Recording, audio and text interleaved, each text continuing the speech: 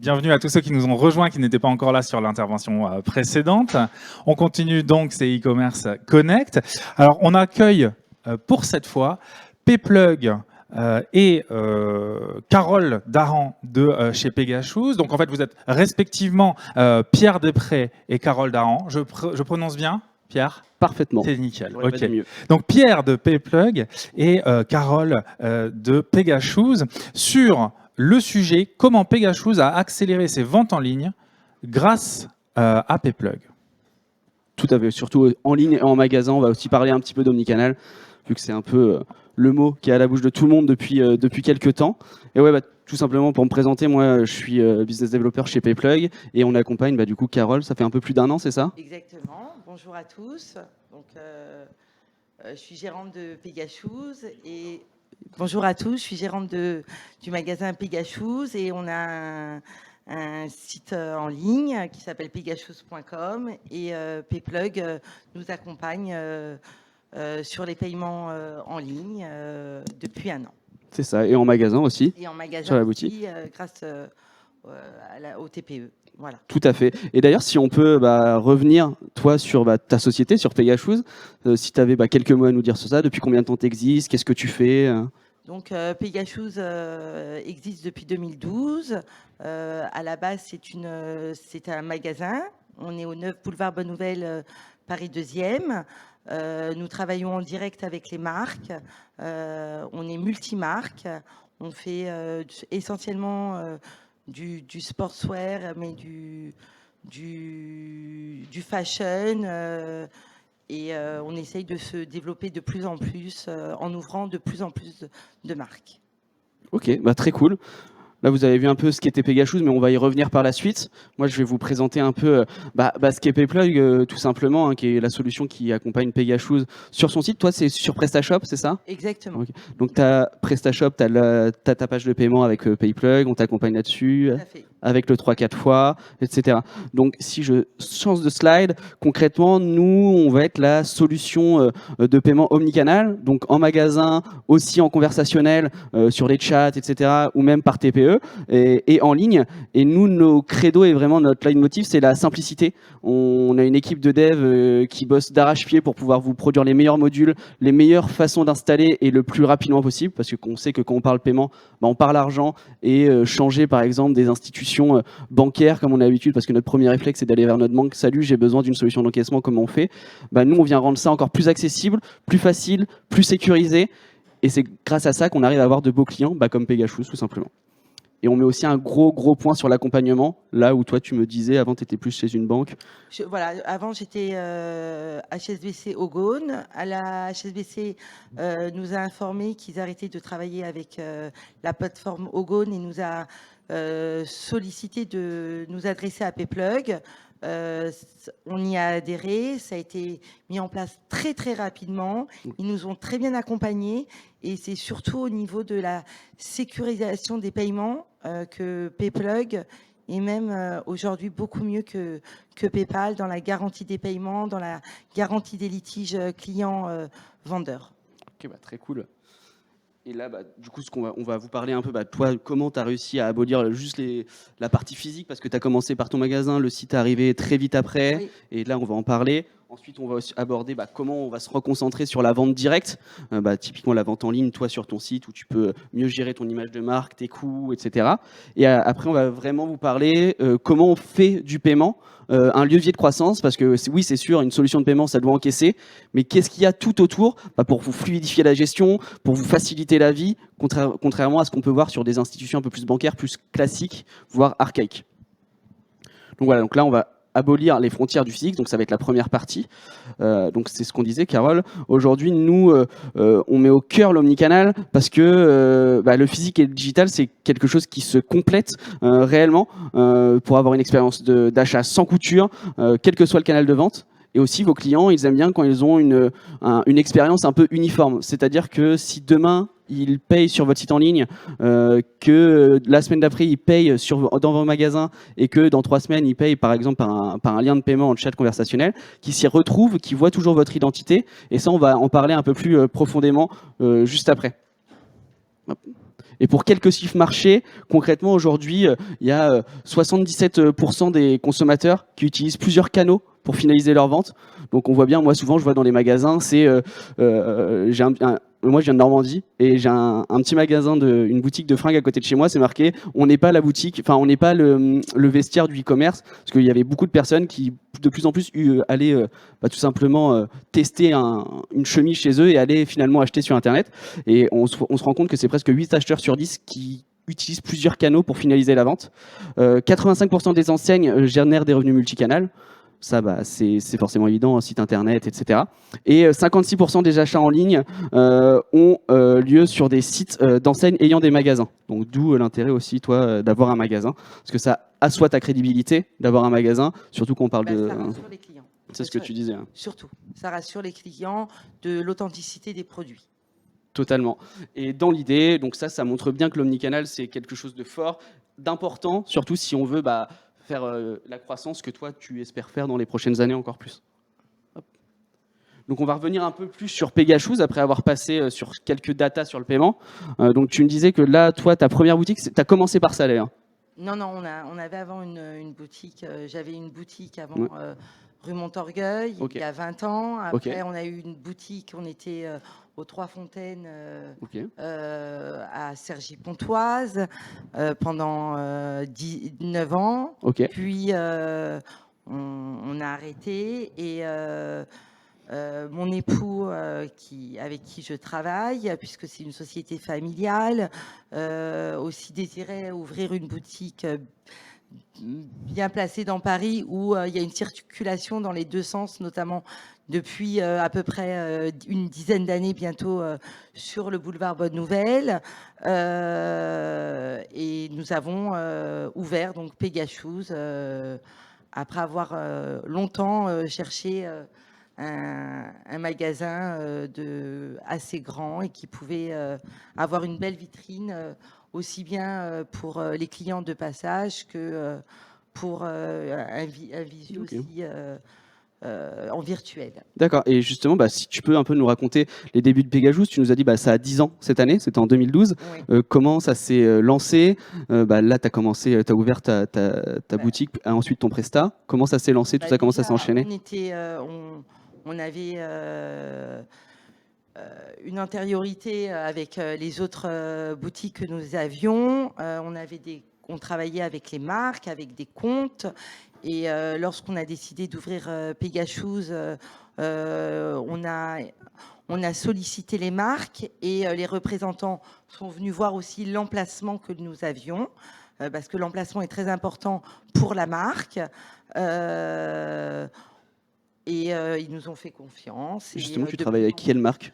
On travaille avec Hug, on travaille avec Lacoste, on travaille avec ASICS, Puma, Columbia, Champion, donc... une panoplie de marques. Voilà.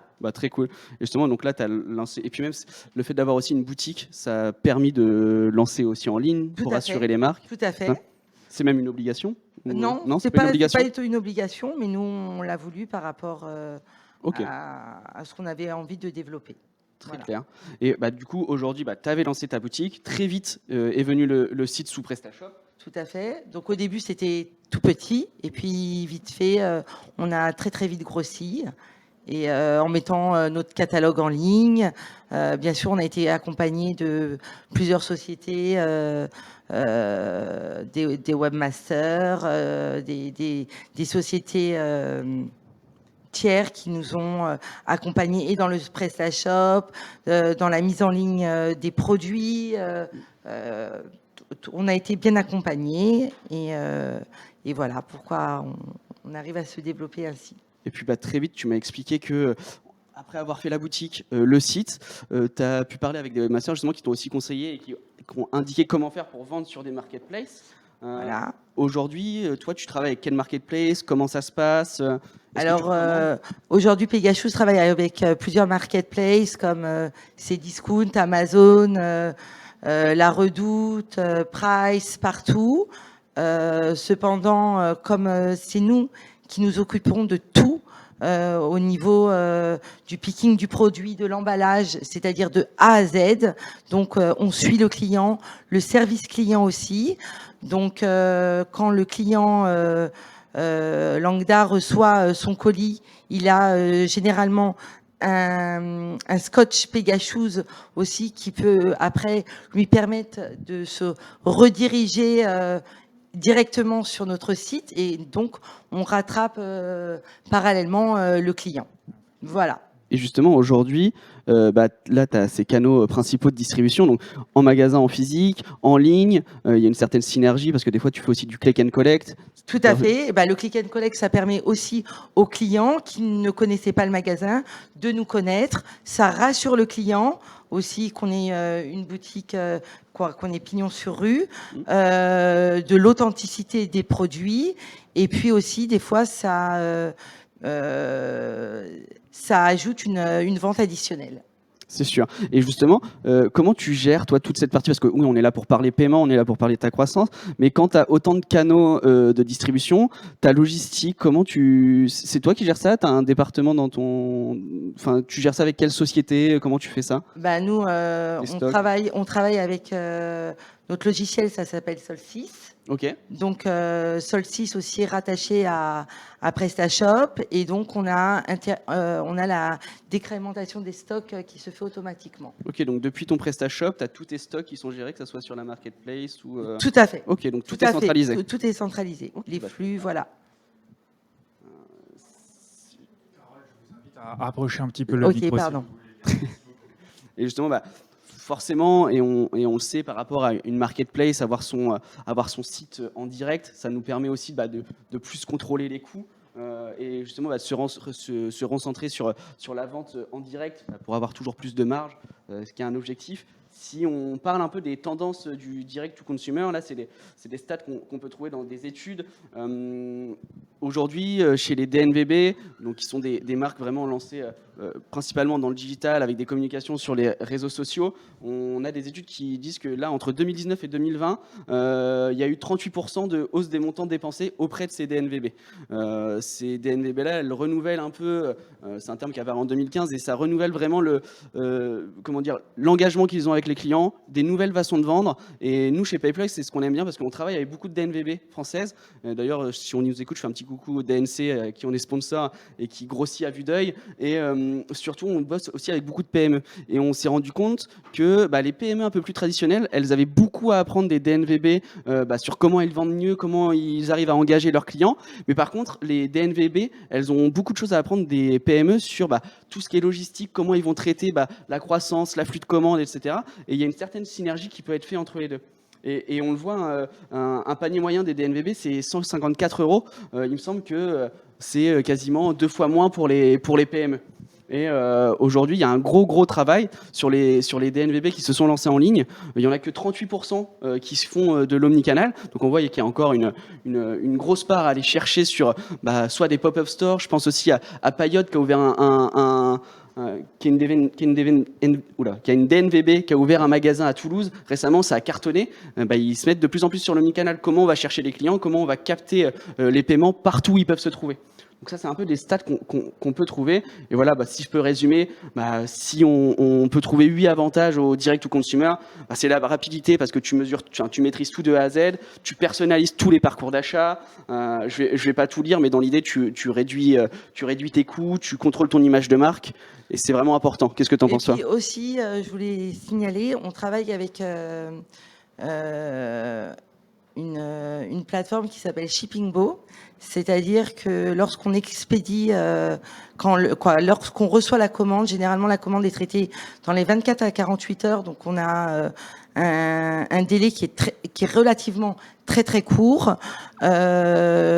Lorsqu'on pique la commande et que la commande est scannée, elle est tout de suite, le client reçoit tout de suite un numéro de tracking, le suivi de sa commande, un email, et ça rassure d'autant plus le client d'avoir une réponse à sa commande assez rapidement. Très clair. Je ne sais pas si il y a des questions pas sur tout ce qui s'est passé déjà dans. On peut peut-être poser la question à notre auditoire. Est-ce que vous avez des questions à ce stade? Ça a l'air super clair. Ok, bah top. Continuons Tant comme mieux. ça.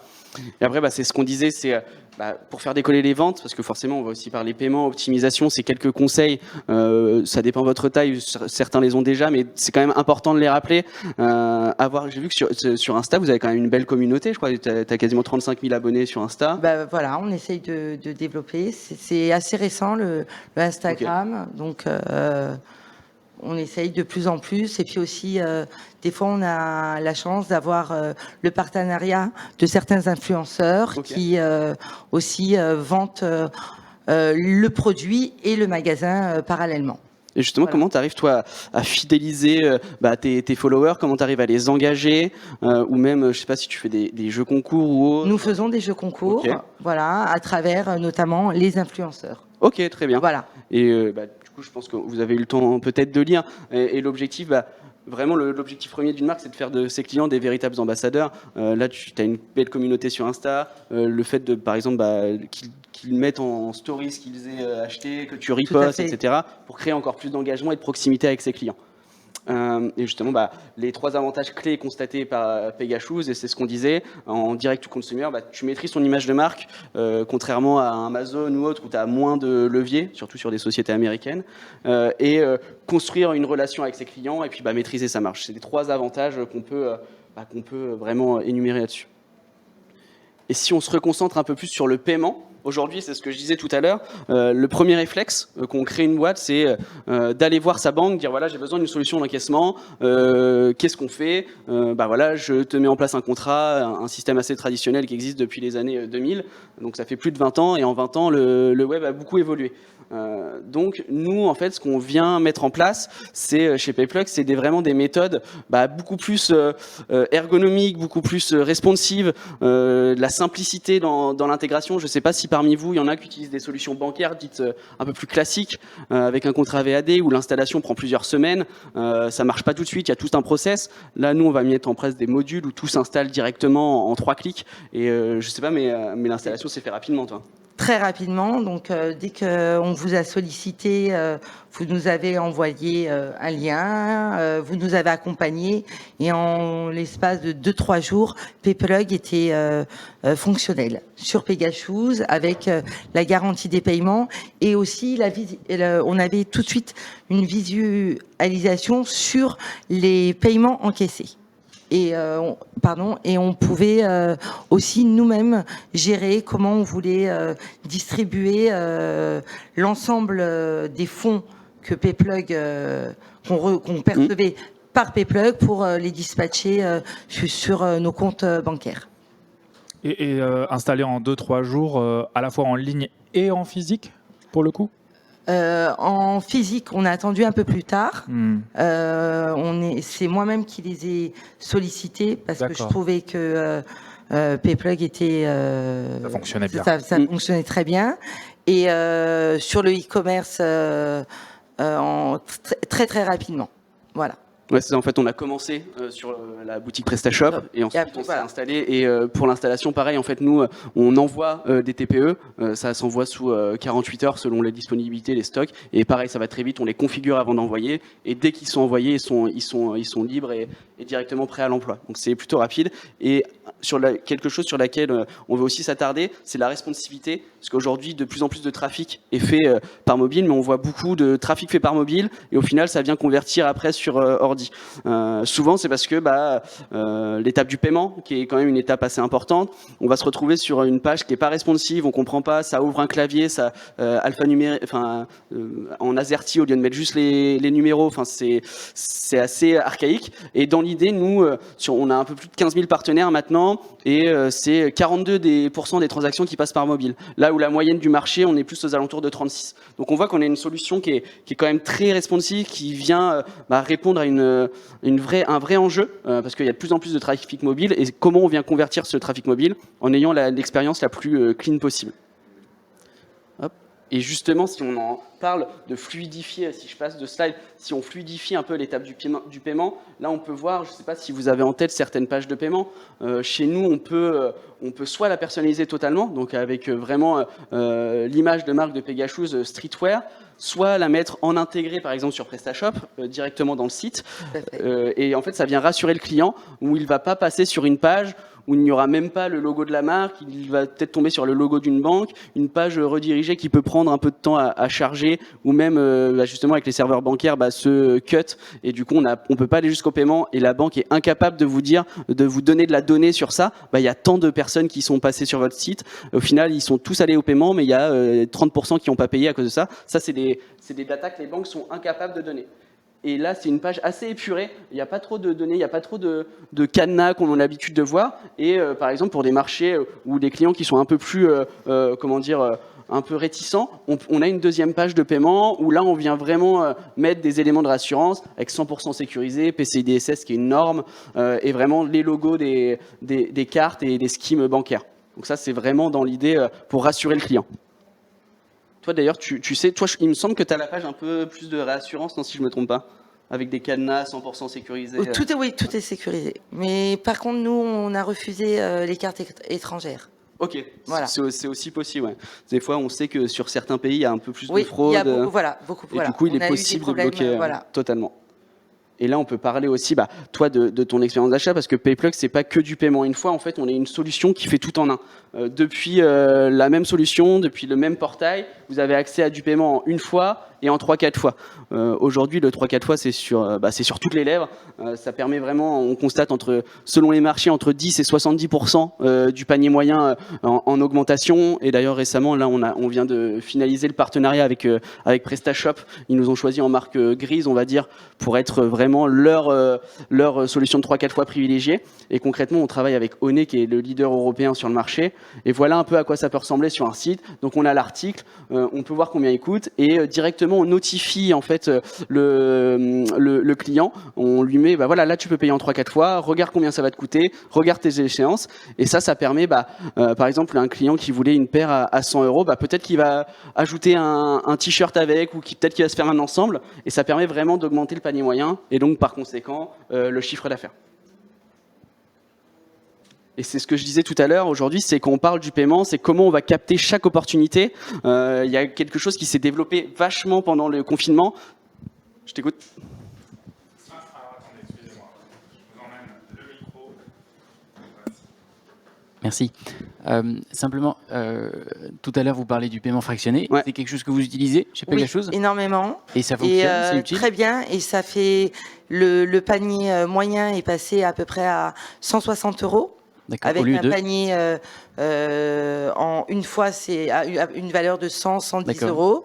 Donc le panier moyen, il a grossi. Le client aussi, les retours sont bons. il s'y retrouve parce que la douloureuse du paiement, elle est moindre. Et quand on doit rembourser le client, PayPlug, par le biais donné, les accompagne en leur les échéances à venir leur sont soustraites lors du remboursement si le client fait un retour par rapport au paiement. Et nous, on a tout de suite les fonds. Ça, c'est important. C'est-à-dire le client qui a décidé de payer, admettons, un panier à 160 € en 4 fois, qui est divisé peut-être à 42 € ou 41 € s'il y a des frais ça c'est via PayPlug et le client. Nous, on a l'intégralité des fonds qui nous sont reversés directement en une fois. C'est Oni qui fait l'interface et qui gère.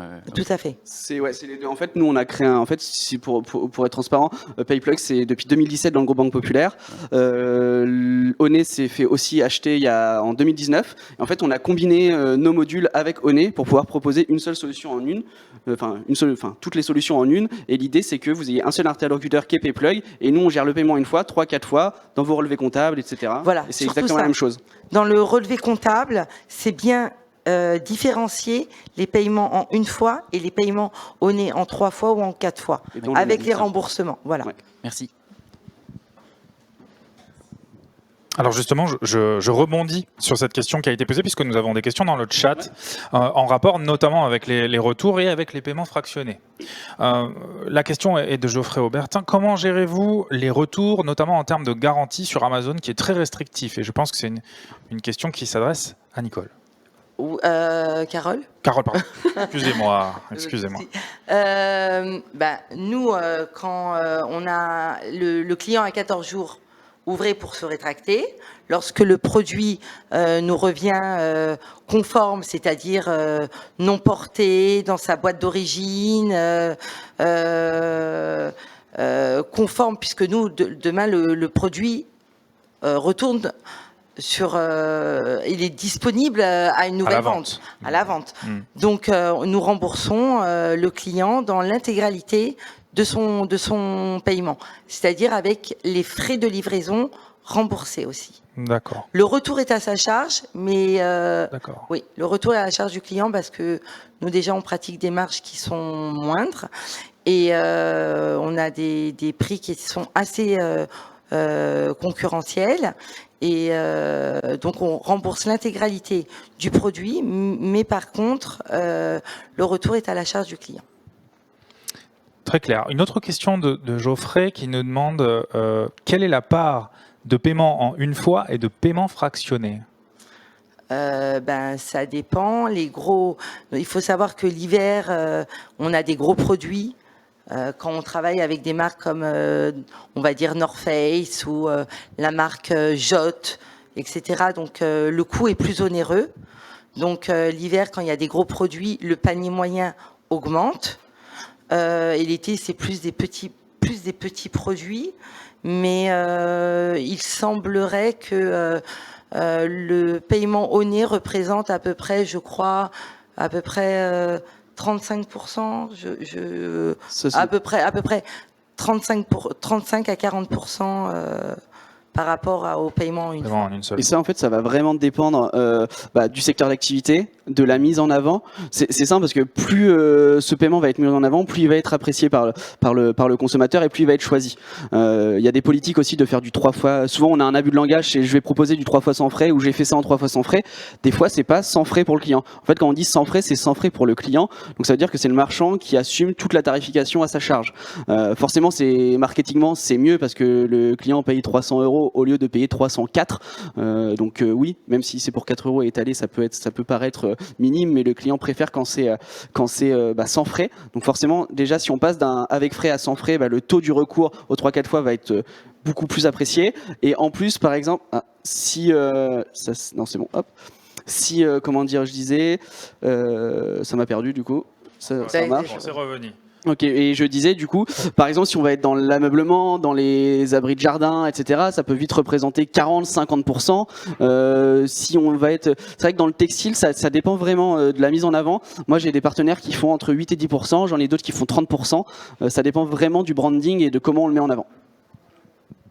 Très clair, merci pour ces réponses. Et je vais vous laisser terminer, du coup, puis on reviendra aux questions après. Tout à fait, et c'est ce que je disais juste avant, du coup, c'est comment on va capter chaque opportunité de vente, comment on va aller chercher le paiement, où est-ce qu'il peut être pris. Donc, c'est ce que je disais pendant le confinement, la demande de paiement chez nous qui a été beaucoup utilisée par SMS ou par mail, sur WhatsApp, sur Snapchat, sur Facebook, sur Insta, directement dans des chatbots, sur même des SAV au téléphone, etc. On va envoyer une demande de paiement et ça permet d'être un complément en plus du coup de la vente en ligne, la vente en magasin et aussi le commerce conversationnel qui explose et surtout aussi auprès des DNVB qui peuvent se dire voilà, j'ai une commu avec 50K abonnés sur Insta, il y en a qui me posent des questions des fois en story, et j'ai juste à leur dire ok tiens, t'es intéressé par ce produit, je t'envoie un lien directement dans le chat Insta, la personne elle clique dessus, ça lui ouvre une page un peu comme on a pu voir juste ici. Donc juste là où c'est très très responsive, il y a le logo, il a juste à mettre sa carte et puis la commande est passée et le vendeur a plus qu'à envoyer au final. Donc c'est très rapide et c'est capter chaque opportunité d'achat. Et donc c'est là-dessus qu'on terminera sur le parcours. Excusez-moi, et c'est comme un client qui commande en click and collect mais qui ne devrait pas, puisqu'il n'habite pas la région parisienne, où il ne va pas se déplacer directement sur notre boutique, donc il n'a pas payé les frais de livraison, et finalement, il se demande où est sa commande. Donc nous, il nous envoie une demande d'information pour savoir où se trouve sa commande. On lui a dit que la personne qu'il avait fait une commande en click and collect, et donc il fallait qu'il se déplace. Donc si il demande son expédition, de même via Payplug, on lui envoie une demande de paiement qu'il reçoit directement, où il est dirigé sur un lien, il paye les frais de livraison à réception, son colis lui est directement expédié avec un numéro de suivi colis, son numéro de tracking. Et même, on peut aller plus loin. C'est-à-dire que sur le portail Payplug, on est capable de trier les paiements échoués, réussis, etc. Et on est capable de vous dire la raison exacte de l'échec de paiement. Là où moi, je travaille 3 ans en banque. Avant, je sais que c'est des codes erreurs, bien souvent. On peut essayer d'interpréter, mais on n'a jamais vraiment la raison exacte. Et nous, on est capable de dire, voilà, le plafond de la carte a atteint sa limite. Donc, du coup, le client n'a pas pu payer. Ça veut dire qu'il voulait vraiment payer sur votre site. Et son premier réflexe, ça va être d'aller autre part. Et on peut l'appeler, lui envoyer un mail en disant, voilà, j'ai vu que vous avez dépassé votre plafond. Est-ce que vous avez fait le nécessaire avec votre banque? Bah oui, j'ai fait le nécessaire. Est-ce que vous voulez toujours payer? Bah oui, je suis venu pour ça. Ok, on vous envoie la demande de paiement et on capte le paiement et on l'incite à payer directement. On est sûr de ne pas louper de vente grâce à ça. Voilà, on rattrape le client. Totalement. Très clair, on optimise le parcours jusqu'au bout, finalement. Tout à fait. On vient capter les paiements là où on peut les capter. Entendu. Merci pour votre intervention à tous les deux, Pierre et Carole. Donc, est-ce que nous avons des questions? Je crois que oui, on en a une de ce côté. S'il vous plaît. Bonjour, j'ai une petite question. Donc vous parlez de capter chaque opportunité, c'est excessivement intéressant. J'ai essayé votre solution sur le paiement par lien, justement, Okay. ce que vous évoquiez. En revanche, j'ai une problématique qui est de lier ce paiement à une commande sur mon PrestaShop, parce que on est sur une oui. activité e-commerce. Tout à fait. Donc c'est-à-dire que c'est génial, c'est hyper flexible, et le commerce conversationnel dont vous parliez est une réelle opportunité. Néanmoins, aujourd'hui, est-ce que j'ai mal fait les choses, ou est-ce que c'est compliqué de rattacher ça ou de le faire passer par mon back-office pour que les commandes soient traitées par ma logistique? En fait, ça, du coup, ça va dépendre des CMS. Typiquement, là, on parle de PrestaShop, où nous, on va pas être intégré sur la demande de paiement dans PrestaShop. C'est-à-dire que si vous faites une demande de paiement, comme ça, occasionnellement, c'est un rapatriement de commande qu'il faut faire et recréer une commande, vous, directement. Par contre, si on parle, par exemple, de Magento ou autre, on est directement dans le back-office Magento, et du coup, il peut envoyer une demande. Ça va vraiment dépendre des CMS, de notre intégration qu'on a, mais on travaille vraiment pour avoir toutes nos fonctionnalités dans PrestaShop. Et si ça se trouve, j'ai pas la roadmap en tête, mais c'est peut-être un enjeu chez nos devs. Je sais que là, on va sortir pas mal de choses sur PrestaShop. Est-ce que ça, c'est dans la roadmap? Je ne crois pas, mais dans l'idée, c'est juste un rapatriement de commandes à faire. D'accord, il y a un merging. Il y a un merging à faire, ok. Tout à fait. Je crois, sans dire de bêtises, vous êtes sur PrestaShop Essential bientôt. Ça a été live. évoqué par votre CEO, donc Ouais. a priori ça devrait... Ouais. c'est live? Ah, c'est live. Bon, C'est live, parfait. On a déjà nos premiers marchands, justement pour la France, l'Italie et très bientôt l'Espagne, pour le paiement en 3-4 fois en marque grise, comme j'ai pu évoquer tout à l'heure sur PrestaShop. Ouais, tout à fait. D'accord. Écoutez, super. J'ai une autre question du coup sur Shopify, excusez-moi. Non, pas de souci. L'intégration, va-t-elle se faire par un merging également, ou ça se fait façon Magento? En fait, c'est des clés API à copier-coller. Vous allez dans les extensions Shopify. Je sais que là, il y a un petit changement qui va s'opérer, c'est chez Shopify. Donc là, on va mettre forcément à jour le module. Et c'est tout simplement un copier-coller de clés de test, de clés de live, etc. D'accord. Donc ça se fait en 2 minutes. Très clair. Merci beaucoup. Merci. Ouais. Une question. Oui, si j'achète sur le site et je peux terminer ma commande, par exemple en magasin, je peux payer une partie sur le site et Non. finaliser? Non. Non. Pas du tout. On Mais c'est différencie possible avec bien. Payplug. En fait, j'ai envie de dire que tout est possible. Si par exemple on met en place des paiements par acompte et après vous venez, par exemple s'il y a des drops de nouvelles paires. Oui, mais c'est compliqué après au niveau de la logistique. Comptablement. Parce que dès dès que vous passez commande, la commande est décrémentée, donc elle est déduite de nos stocks. Et s'il y a un acompte, c'est compliqué. Voilà. Puisque c'est des produits assez sensibles et assez demandés que nous vendons. Après, dans l'idée, dans le paiement, tout est possible.